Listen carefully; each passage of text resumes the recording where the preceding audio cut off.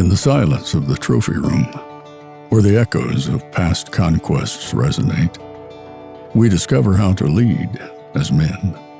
It is not solely about the trophies we proudly display, but the courage to learn from defeats, humbly lead, and forge a legacy worth more than any physical accolade. Together, we'll discover how to lead from the trophy room. Hey, guys. Welcome back to Leading from the Trophy Room. I'm your co-host, Bo Mills, and this is my co-host, Jeremy White. This is episode 3 of our podcast. It's been fun to get to do this, speak to you guys, just really kind of off stage from a Sunday, out of the office of a church, and just come to you guys as a couple of real men talking real things and having fun with each other.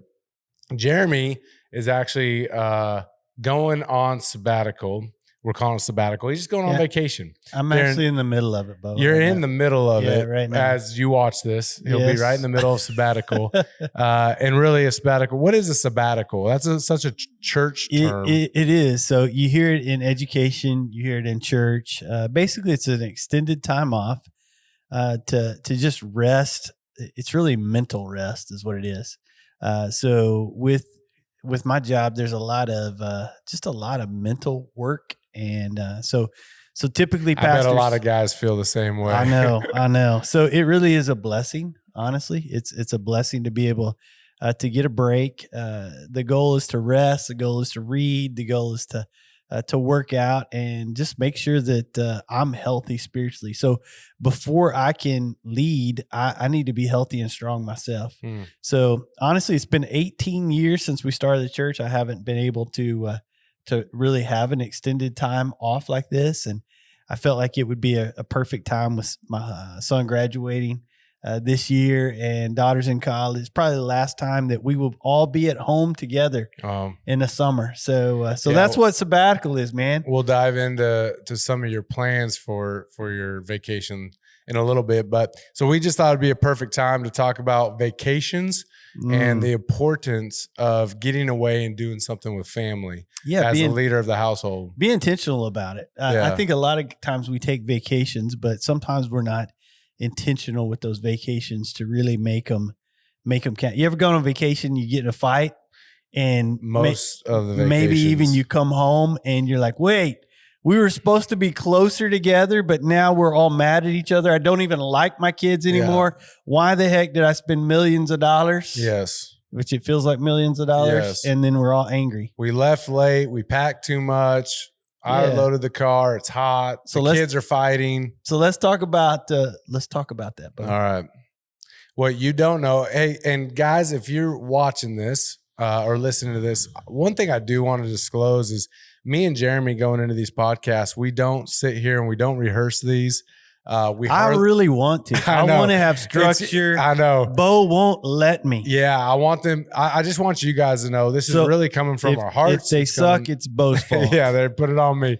But I just really want them to hear how we interact daily and just coming to them as real men, like not recorded, not written out, not scripted. It's just us talking about real things. And so anyway, I just want to disclose that. Let's dive back in. So we don't have time to be guarded. So we're unguarded. That's right. What you don't know is, and I just kind of briefly hinted at it right before we pressed record. I grew up taking vacations. It was just like a part of my life. My dad was in professional baseball for 43 years.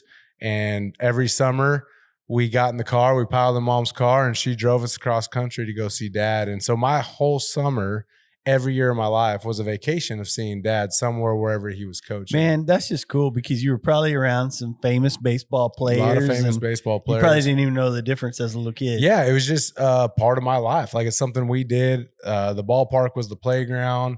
And dad would get up and we'd spend the mornings with each other. Then he'd go to the field. And most days during the summer, I'd go with him. So what was your favorite ballpark that you went on vacation at? So a lot of cool ballparks.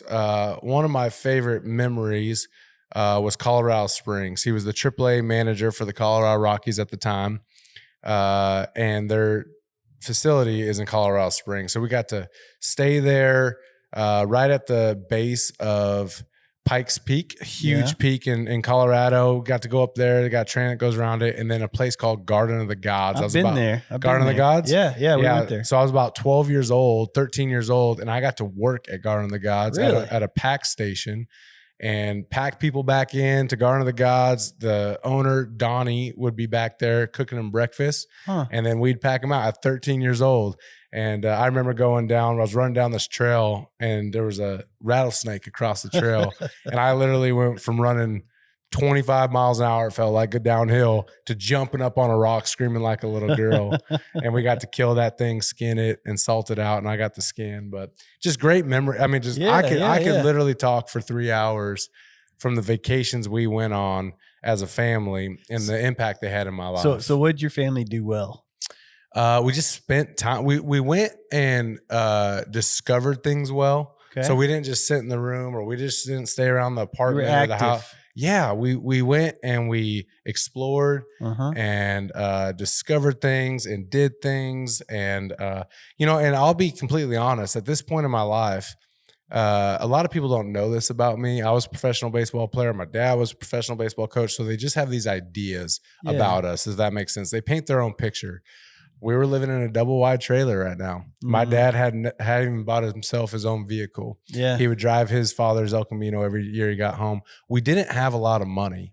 Dad played in the big leagues, but blew out his knee and then went straight to the minor leagues as a coach and was probably making less than a school teacher makes in a year. He's probably making $20,000 a year. Yeah. And mom didn't work because she had 3 kids to take care of. Hey, so Bo, here's the key. All right. So what you just described.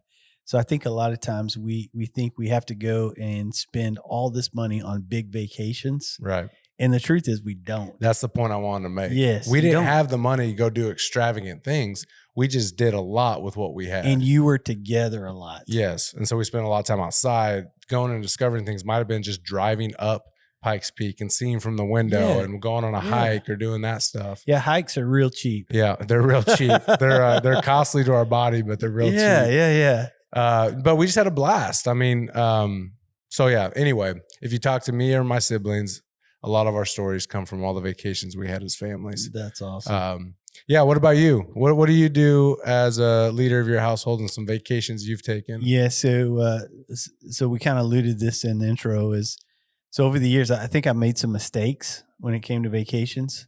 When the kids were young, some of the biggest mistakes was I had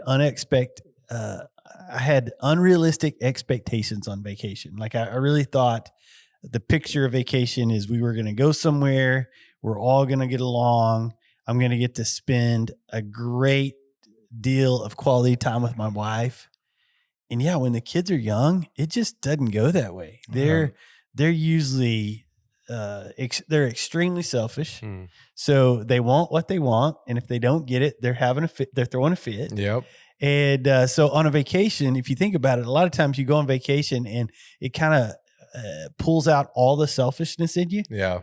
Hey, you can get anything you want on vacation. You do anything you want. So when you don't get what you want on vacation, you almost feel entitled. So we started vacationing differently. When the kids, I guess Hudson was about 4, we took a vacation to Pine Cove Family Camp every year for 9 years. Wow. And it really was a different type of vacation because we would have time together as a family. The kids would have time where they were doing activities outside of Misty and myself, and Misty and I would get some time together. So that was a big, big vacation. And it also gave us some tools, and it gave us some people that really just, I guess, helped us. So that's a church camp, right? Yeah. Kinda. So Pine Cove is, they actually have multiple camps, multiple family camps and student camps. It's in East Texas, and yeah, it's a Christian camp. So they're teaching, they're reinforcing biblical values. They're giving you language that you can talk to your kids, your wife about. It really had a huge impact on our family. If I could go back and say, hey, what's one thing you need to do with your family? You would do well to go to Pine Cove. Really? Yes. And I get no money for them to say that. Yeah. And I've spent, so it's about $4,000 to go. It's expensive, yeah. It's expensive to go. And I paid that every year Mhm. to go there because it was worth it. But I mean, that's what's going to cost me maybe even more to go on a ski vacation or go get a house somewhere at the beach. So it was comparable for us to like Disney World. We're like, okay, we can either go there or Disney World. And so you made the choice. Yeah. Yeah. So that was one thing. The other thing that I feel weird saying this because I'm real cheap. I'm real tight. You know this about me. And if I could go back and do something over, I think I would not be as cheap or as tight on vacation as I was. So I was often the fun killer. Like, hey, everybody's costs too much money. Yeah. Once we're there, like everybody's getting water. Okay. No, we're not going to go buy no soda. We're not going to buy sandwiches. We're going to make our own sandwiches. My gosh, Jeremy. We're going to like, and I would be the fun killer. I do not want a vacation with you. Well, I'm different now, Bo. Okay. Like I've learned because I realized that like the family would get uptight anytime they'd want to spend anything. And so it's kind of funny. So Misty grew up, her family owned a convenience store. So she loved convenience store food. So when we go get gas, she would come out with $40 worth of convenience store food. It's just a pantry. It chapped everything. And like, I was like, what is this? What, you know what I mean? And the kids, they're coming out with Jolly Ranchers and gummy worms and, every sugary thing. And they think it's the greatest thing. And I'm just, for the next 20 miles, I'm lecturing everybody how much it cost. And I was just the fun killer. Oh my God. So that's something I'm growing past. So I wished I wasn't the fun killer. So a little side note, just to let you know, this morning, we had an air conditioning company come to our house because our AC went out in our bedroom, and the lady helping us, we were up in the attic checking out the AC, and she goes, "Hey, you work at Stonewater, right?" And I was like, "Yes, ma'am." And she goes, "I did Jeremy's AC unit when they were building their house. That guy's the cheapest guy in the world." And so you saying that made me remember. She goes, "Before he even built his house, he had a meeting with us to figure out what he had to do on the front end to build his house properly, because he wanted it 68 degrees, but he didn't want to pay any money to get it there." That's exactly right. Hey, it so worked. You saying that it worked too, baby. Everybody knows it's called being a good steward, Bo. Cheap. Being a good steward, Bo. Oh my goodness. All right. So this summer, we're in the summer right now. It's July. Yes. And man, I've been working my tail off all year. Yep. My kids are out of school. I want to go on vacation. I feel like I don't have the money to do it. My kids are getting antsy.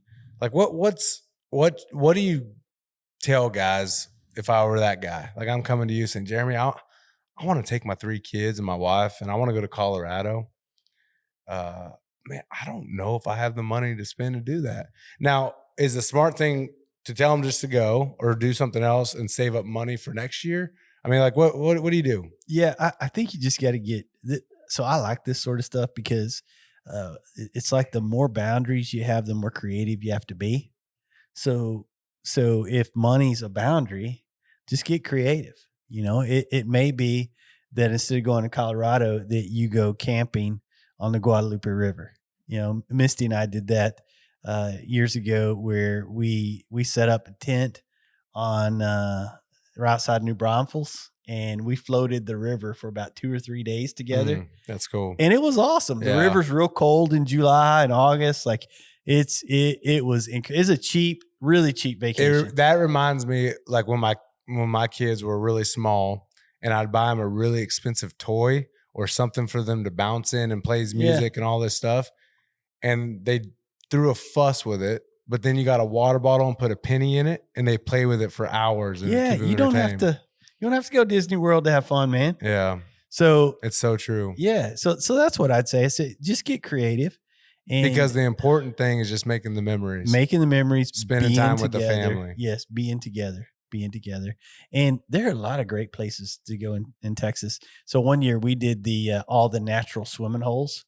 You can do a Google search in Texas of all the natural swimming holes, and we hit all those. That's cool. And especially in the summer, on a hot summer day, all those natural swimming holes. There's a lot of them around Austin area and New Braunfels, right outside of Austin, Dripping Springs. There's some great swimming holes down there, and it's pretty cheap just to hit a bunch of those, man. Yeah. A lot of fun. I feel like vacations fall in the realm of like getting in ruts. Yes. Like we'll look up 5 years later and we haven't done much because you just get in this rut of life of doing the same thing. I mean, you just do the same things. Life's busy.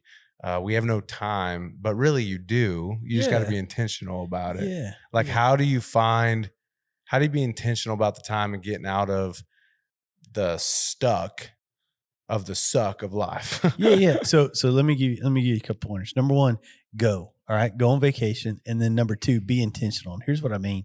As the dad, everybody looks to you to drive the conversation. More than likely, y'all are all going to eat together on vacation, whether it's at a Subway or whether it's at a condo or whether it's around a campfire. So as the dad, you drive the conversation. So here's what I always do. I always wake up early on vacation. I have a quiet time with the Lord. And in that quiet time, I try to figure out a way that I can communicate what God's teaching me to the family whenever we have lunch or we have like a late breakfast. So I'll kind of share, hey guys, here's what I feel like God taught me in my quiet time. And then I'll usually ask a question that goes along with that.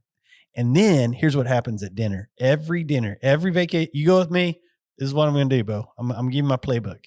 We're going to eat dinner. And then at the end of the meal, I'm going to start asking questions. I'll be like, hey, what's everybody's highlight today? What was your favorite thing that you did today? Then I'm going to ask something like, hey, what was something that you saw today that just made you laugh? And then I'm going to we're going to get a little deeper. Okay. But here's what I always do the last day or the last night. Use that time to affirm everybody in the group. So I just say, hey, tonight we've all had a great time this week together. But tonight, here's what we're going to do. We're just going to encourage each other. You've been spending time with each other. What is one thing that you admire or you just want to encourage somebody in this family with? And then we usually start with Mama. Misty will go first and we'll all speak into Misty. And then maybe my daughter, and we'll all speak, and we go around and everybody says something. By the end of it, I guarantee you half the family will have tears, but everybody will feel encouraged. Yeah, that's neat. You gotta take note of that. When you're saying that, I'm thinking about like you guys out there listening to this or watching this that aren't young fathers or our age. I mean, you're way older than me, but way older, dude. Whatever. But maybe grandparents out there, and it's for you guys too. You have anybody grandkids. Can do this. You have grandkids. One of the biggest things in my life was my mom's parents, my grandpa and grandma, would take all 9 of their grandchildren the week after Christmas, and they'd get a house on the coast in California, and they'd take us all over there. And that was their gift to the parents for the whole week after Christmas. They had the whole week by themselves. But what it did for us, it created memories. And then every day at breakfast, Grandpa would read from the scriptures, and he would speak into us, and he would teach us. And his favorite animal was the eagle, and so he'd say something about the eagle and what it does, and he'd relate that to the Bible. And it was usually about the armor of God. So each day he would speak on the armor of God and why we got to put it on and wear it around. And it was just an incredible time to really spend time with them. Number one, see Grandma and Grandpa interact as husband and wife, even though they were seen as Grandma and Grandpa. And then him just with all 9 of his grandchildren, it was a time for him to speak into all of us at one time and just be that example in our life. So that's where we really gain our identity. Okay. When somebody in authority that we love, like a mom, like a dad, tells us who we are, man, we remember that. Yeah. You're probably fueled today by some things your grandfather told you. A lot of those things. Yeah. So it's really neat. And what I'm trying to get across to men and dads and fathers and leaders is it's really hard to lead, whether it's your organization, your family, from the office desk or from the pulpit in your house. It's a lot easier to lead when you're out doing life together. So when you take them out of their element of the same routine of I get punished in this room, I go to my room, I have to clean my house, I do my chores and my homework right here. When you take them out of that, you're taking them out of the role of the child, and you're just being an example to them, and you're getting to have fun with them. You're getting to speak into them. And it's really a good time to just do life with them and encourage them. And so get out of the house, get out, do something else. It's a really good time. Hey, what are some mistakes we make? How can I screw this up? Because I know, like how you started this off, saying what you said is true in my house. I struggle with control and pride. Yep. Okay, I'm just gonna say it.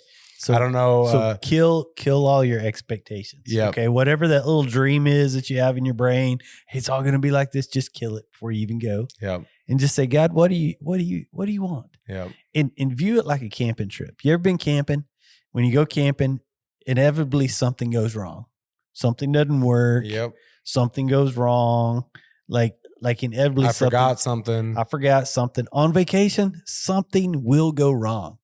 But if you're prepared for that ahead of time, hey, instead of making everything perfect, just going with the attitude of, hey, something's probably going to go wrong. So maybe change your expectations. Yeah. Like expect for the kids to fight.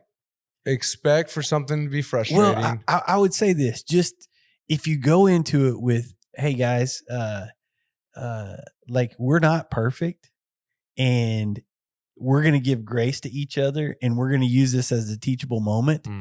But I would say this, like go into it, sharing with like inspire the family to love each other. Yeah. Like before you even go, all pray together. Maybe even have a time the day before you go saying, hey, what's everybody looking forward to on this vacation?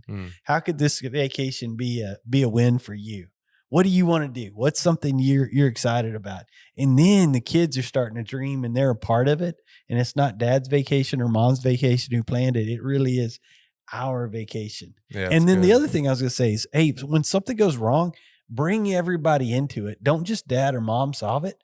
Bring the whole family in, because now it's a whole family issue. You get a flat tire. Hey, everybody's going to change a flat tire. The car runs out of gas. Or I remember one time, you know how in your car, it goes down. It's like you got 5 miles left. You got 4 miles left. I've taken it to like 2, I think. Yeah. So we were on 0. Okay. we were between San Antonio and Corpus Christi, and we were on 0. Come on. And we're all praying, Lord, please give us, and bam, when we pulled into that gas, it was like a moment. It was a moment for like everybody. Celebration. Everybody in our family remembers that trip, right? Because of that moment. That's cool. Because we're all praying for the same thing. So you used it. Yeah. Yeah. That's awesome. Hey, what are you most looking forward to this summer? Yeah. So a couple of things. Israel, taking the whole family to Israel. Going to Israel. That's cool. So we were taking the kids, and then COVID hit back in 2020. So we never got to take them. So this will be the trip that we're all the first time that the kids will be there. Misty and I've been there twice. So that's going to be sweet. This is the last summer that we'll probably have both kids home. So to think about them going to Israel that's just awesome. And then the other thing is our man trip. Hudson and I, we're loaded up and headed to Colorado on our man trip, and that's going to be a blast. So what you do is you take because you did this with your daughter too. Yep. So when they graduate, you let them pick a trip that they want to go on with dad. we start dreaming about it. So and it's just you and them, right? Just me and them. So that's really neat. Just dad and son, dad and daughter. And so we do some kind of adventure, something that gets us out of our comfort zone, something that makes us have a little training before we go. And we go with big goals. So we go with our goals and we go with adventure, and we're gonna tackle the trip, but we're also gonna use the trip. I mean, from here to Colorado, think of all the conversation we're gonna have. It's gonna be awesome. You know, I'm jealous. Like I'm excited for you. Hey, you've got a daughter and I've 2 got boys. 3 kids. Yeah. So like I'm gonna be jealous when you're doing it. Yeah. So guys, like honestly, I'm taking notes from Jeremy. And that's why I really wanted to do this podcast, to everything I've gleaned from this guy over the past 4 or 5 years. I want to expose to everybody, like write that down. Like, it's a big thing. So if you have younger kids and they're going to graduate high school, maybe plan that. Like, you have a lot of years to plan that. You don't have to spend a bunch of money, but make it adventurous, make it fun, and just make it an opportunity to be able to speak into them at that time. What a big, impactful time of their life to be able to do that with. Thanks for listening. What a great podcast to talk about right here at the summertime. Let's go have fun with it. One last thing, to make things fun, there's just a little park here in Granbury. One night, I decided to get my kids together, and I let them up like we were going to go on a big trip. Mhm. So I said, guys, you need to bring a flashlight. You need to bring all this stuff, right? It was like a weekday. It was like Yeah. a Tuesday at 9 p.m. It was dark outside, but they, in their kid minds, thought, oh my gosh, what are we going to, I was like, I don't know how long we're going to be out there. I don't know if we'll be able to get back. And we just drove down to the Acton little, they had trails or something. I've never been to Nature center? Yeah, Nature Center, Acton Yeah. Nature Center here locally. And that was like the craziest. They were scared going into it, but just something like that. It cost me $0. They had to find their flashlights around the house, their headlights. They thought we were going to go. We might be out there for days. It was they had an no adventure, clue. It was man. an adventure. That's So all, like, our kids need adventures. yeah. So guys, like, just if you're listening to this going, I can't pay $4,000 to take like, go on an adventure, and it could just look like that. But it's to build memories with your family, with your kids, with your spouse. It's just a great time to be an example and to lead them well. Hey, thanks for watching. We'll see you next time. Have a great summer.